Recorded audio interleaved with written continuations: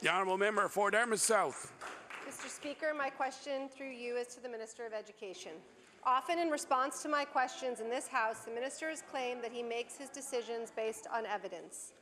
I have concerns that the administrative review, which he is using to justify sweeping changes to our schools and classrooms, is incorrect in sounding an alarm about Nova Scotian students' performance.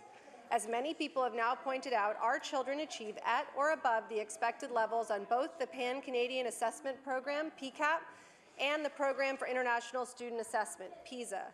Mr. Speaker, how can the minister have confidence in his decisions when the evidence they are based on is faulty? The Honourable Minister of Education. Thank you very much, Mr. Speaker. There's two challenges that we're trying to overcome here. One, provincially, our students have only achieved at the national average or below consistently for a long time. Regionally, the achievement levels vary from region to region depending on what board you're working under.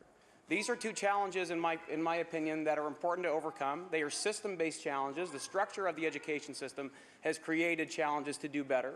And since when, Mr. Speaker, has this House accepted middle of the road as best for our kids? When will we let our eyes look a little higher to a better horizon when our kids are competing with the very best in this country and beyond?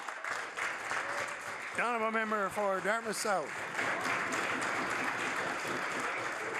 With respect, Mr. Speaker, no one is arguing for the status quo. We're simply stating that average performance, as with the member next to me's comment about ambulances, does not equal a crisis in the opinion of this government, so far as we've seen.